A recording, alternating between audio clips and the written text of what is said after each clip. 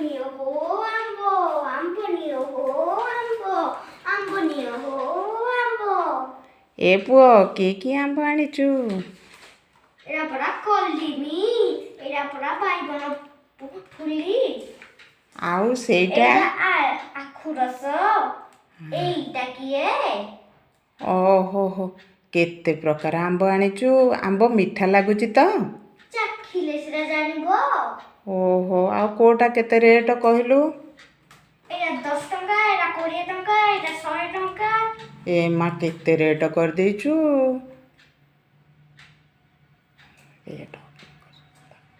ଆଜିକାଲି ପରା ନୂଆ ନୂଆ ଆମ୍ବ ଆସିଲାଣି, ରେଟ୍ ଶସ୍ତା ହବ କି? ରେଟ୍ ହବ ନା।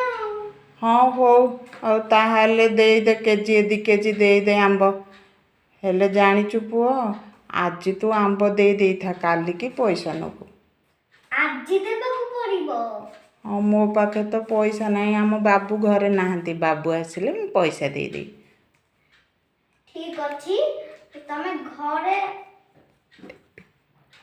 ଏଇଠି କ'ଣ ଲେଖା ହେଇଛି ଦେଖୁନ?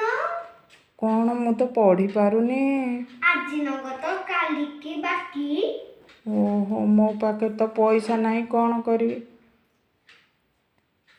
ପଇସା ଦେ, ନହେଲେ ମୁଁ ଖରା ହେଲାଣି ପଳେଇବି। କାଲି ତମ ବାବୁ ଆସିଲେ ପଇସା ଆଣିକି ମତେ ଦେବ।